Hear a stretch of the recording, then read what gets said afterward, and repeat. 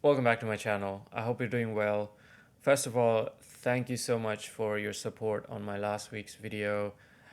It was a hard video to shoot over a period of 3 days, but I had a lot of fun making it and editing it. Um, and to see it received so well makes me really happy. And I'm, as always, really grateful for your support. So, yeah, thank you. Moving on to this week's video.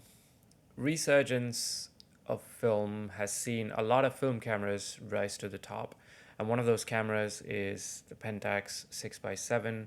I've been using it for a little over a year now, and I thoroughly enjoy it. Without any of these accessories that I'm going to be talking about, this camera takes great photos. So none of these accessories are a must-haves, quote unquote. But if you want to have a little bit more easier time using this camera, have a bit more fun, and also have a little bit more reliable outcomes when it comes to focusing, then these accessories are a good place to start.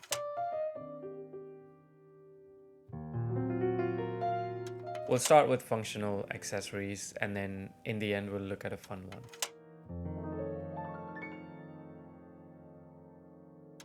Probably the most important one in this list, I would say, and also the more expensive one, because I think you can pick one up on eBay for about 150 to 300 pounds, depending on the model and the condition.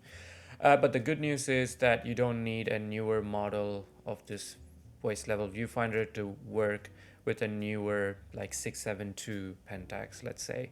You can use a really old model of the waist level viewfinder on newer cameras, so they're backwards compatible. So there's that. So what is it? It's a waist level viewfinder. True to its name, you're going to be viewing from the waist level rather than from eye level. It doesn't have any glass like the prism viewfinder. Think of it as a door to the focusing area. Why do I think it's a good accessory?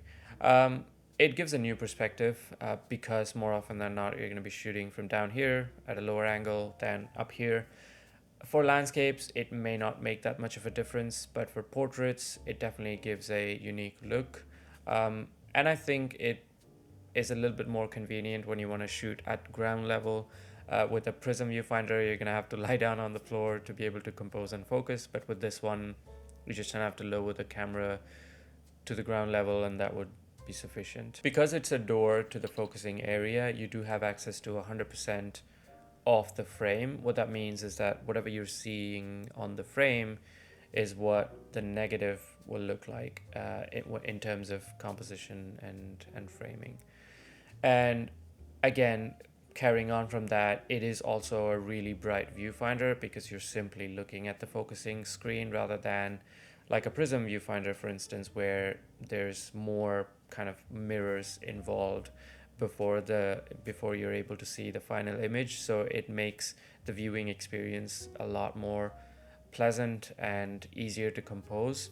It comes with a 1.6 times magnifier, which magnifies the central area of the frame, which then helps a lot with focusing better. It's also a little bit lighter than the Pentaprism viewfinder. Again, if you're carrying around your camera for a long time, then having this viewfinder on might make it a little bit easier to carry. I wouldn't say it's a huge difference, but it is lighter. It's not with its drawbacks though. You will lose the internal metering capabilities. I've always used an external meter, so it's not that big of a deal for me, but if it's something you care about, having an internal meter, then this may not be the viewfinder for you. The image in this viewfinder is laterally flipped, so whatever is on the right side of the frame in real life is on the left side. So it's going to take some getting used to, but once you're used to it, it's going to be like second nature. And then again, carrying on from that, it's really hard to compose, for me at least, vertically handheld, because it's going to be upside down, right side left. So holding it in your hands, it's going to be hard to focus and have it kind of leveled right.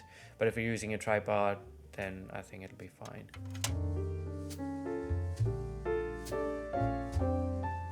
This is one of those accessories that objectively makes the final outcome more reliable. It provides a 2 times magnification of the central area central frame area.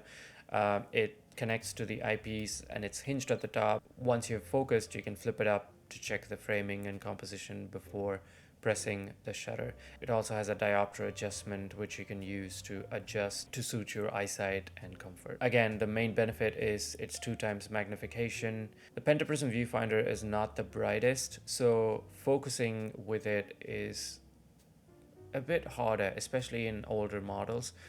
So having this 2x magnification of the central frame area is a huge help in nailing focus. In terms of drawbacks, it is quite expensive for a magnifier. I think it goes anywhere from 150 pounds to 200 pounds on eBay, which is a lot for a magnifier.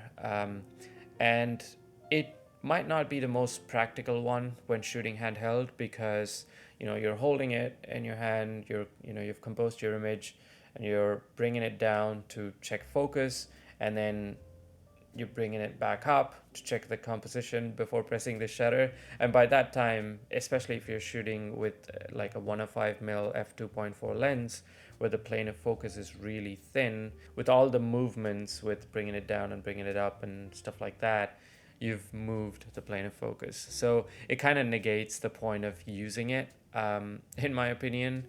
So if a lot of your shooting is handheld with the Pentaprism finder, then I would not recommend this. But if using tripod is part of your workflow, or you don't mind adding it to your workflow, then this is definitely a good accessory to have to use with the Prism viewfinder.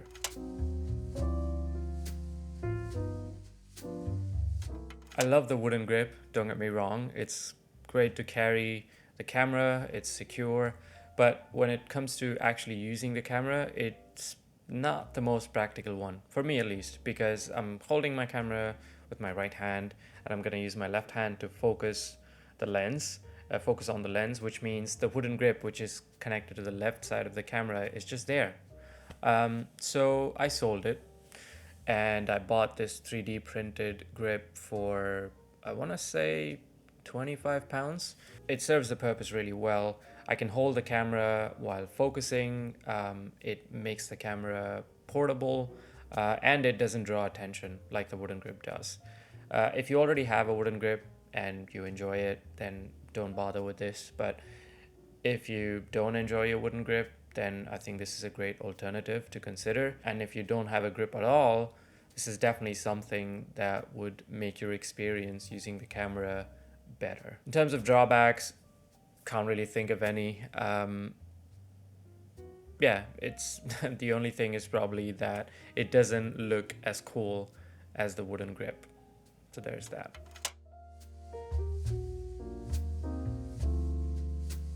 This isn't something you need to go out and buy if you already have a strap that works, but if you're in the market for a strap for your Pentax 6x7, then throw this in the mix, because I think it's reliable, well made, and definitely provides a great value for money.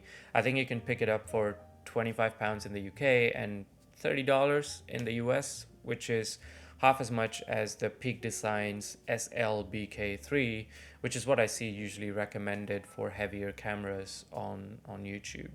So yeah, and it's easy to install. It has this big padded area that goes on your neck or on your shoulder that helps with carrying your camera for a long time. I think the longest I've carried my Pentax 6x7 with this strap is 6 hours on a long hike, and it did not feel uncomfortable at all, and it didn't feel like I'm carrying a heavy camera. So yeah, I definitely recommend it for that. It also has these connectors that you can buy separately, which means like you can have them on each of your medium format camera if you have more than one, and you can easily swap the strap from one camera to another without having to undo the connectors each time. So they have that system going for them as well. It's similar to the Peak Designs one. They recommend a comfortable load of up to 6.8 kilograms, which again is more than a Pentax 6x7 with the lens, with the Prism viewfinder. So I think it's more than enough to be carrying this camera. Drawbacks, again, can't think of any. If any of you have this strap and if you have any complaints or things that people should know about before buying it, please let us know in the comments below.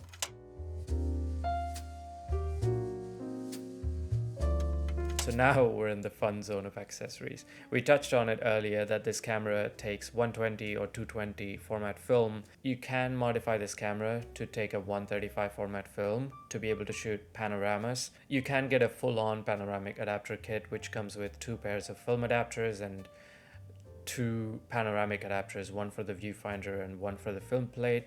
But really you just need a set of film adapters that goes on either end of your 135 format film, and then the rest you can make do with like paper or cardboard cutouts and stuff like that. It definitely increases the amount of fun you can have with this camera, I guarantee you. The negatives are 24 by 66 millimeters in size as opposed to 24 by 65 millimeters from an Expanse negative. And the negatives are a beauty to look at, more so than the photos itself, if I'm being honest. I did make a video about adapting your Pentax 6x7 to shoot panoramas that I'll link up here and in the description below, so please take a look at that if you're interested. So yeah, that's it. Those are some of the accessories that I recommend because I use them and I value them, and I think they improve the experience that I have with this camera. So that's it for this week. I hope you found it useful. Let me know if you have any questions either in the comments below or DM me on Instagram. I'd be happy to help. Thank you so much for giving me your time. Take care, and I'll see you next week. Bye.